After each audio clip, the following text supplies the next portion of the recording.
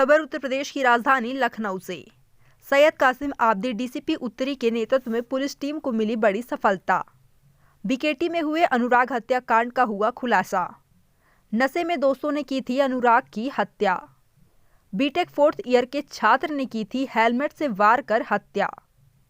फिल्मी अंदाज में साथियों के साथ कार में बैठाकर बॉडी को लगाया था ठिकाने। आरोपी विशाल और अजय को पुलिस ने किया गिरफ्तार। लखनऊ से फिरोज खान की रिपोर्ट। 20 नवंबर को थाना क्षेत्र बीकेटी में एक डेड बॉडी मिली थी। अर्ली मॉर्निंग जब डेड बॉडी की शिनाख्त हुई तो पता चला ये 26 वर्ष के अनुराग हैं, उनकी ये डेड बॉडी है, उसकी डेड बॉडी है। उस समय जब डेड बॉडी मिली तो उसके बाद इसको बॉडी को पोस्टमार्टम के लिए भेजा गया। पोस्टमार्टम में कुछ इंजरी आई, एंटीमार्टम इंजरीज आई और उसका रीज़न जो है वो कॉज ऑफ डेथ जो है उसमें कोमा था। तत्काल जो मृतक थे इनके फादर की तहरीर के आधार पर FIR 302/201 में पंजीकृत कराया गया और तभी से पुलिस जो है वो लगी हुई थी कि इसको इस घटना का अनावरण करें।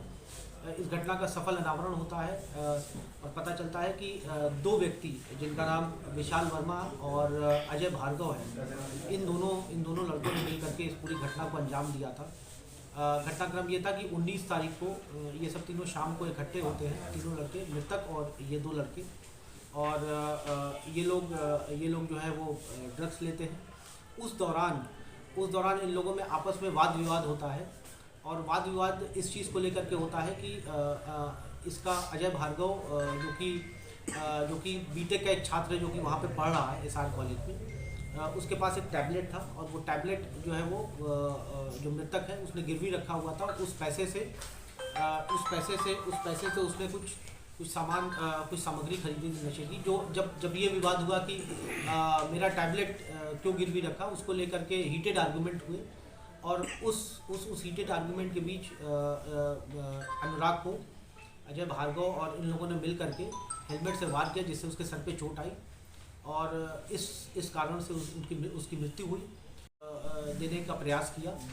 वहाँ से ये लोग डेड बॉडी ले जाते हैं, बाइक पे उसको ले जाते हैं और झाड़ी के पास जो है उसको बॉडी को वो लोग फेंक देते हैं और ऐसा दिखाते हैं मानो ये एक्सीडेंट है।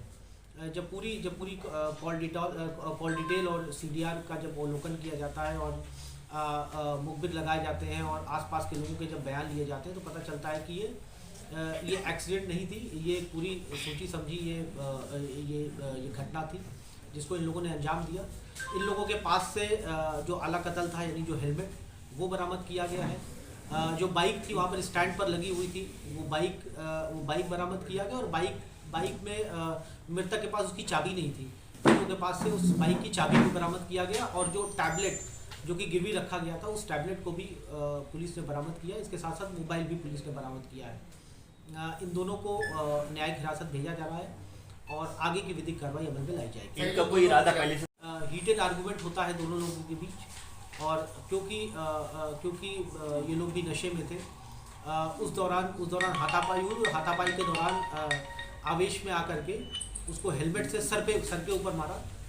PM रिपोर्ट में भी इस बात की पुष्टि होती है और जब ये घटना हो गई उसके बाद इन लोगों ने एक षड्यंत्र रच के कि इस पूरे प्रकरण को एक एक्सीडेंट का रूप देने का प्रयास किया और बॉडी को जो साक्ष्य मिटाने के लिए बॉडी को एक जगह से दूसरी जगह पर ये लोग ले गए।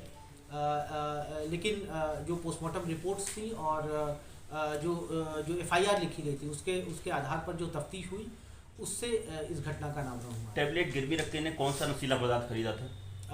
ये इसको इनके पास जो एक स्मैक होता है ये इन लोगों के पास से बरामद हुआ था और फिर उसके बाद इन लोगों ने किस तरीके से उसको यूज़ किया ये अभी इन्वेस्टिगेशन का प्रोसेस है।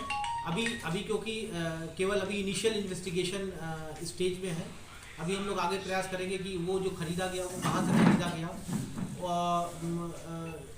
इसमें और भी कौन लोग शामिल है इस पूरे प्रोसेस में, क्योंकि इसको प्रोक्योर किया गया, ये कहाँ से आया, क्योंकि नशे का जो सौदा बेच रहे हैं उस पर भी कार्रवाई जरूरी है। बिल्कुल। अभी इसके बैकवर्ड लिंकेजेस जो हैं वो भी कड़ी से कड़ी जोड़ना अभी बाकी है और हम लोग इसको इन्वेस्टिगेशन स्टेज में इस चीज़ को, क्योंकि आसपास में कई बड़े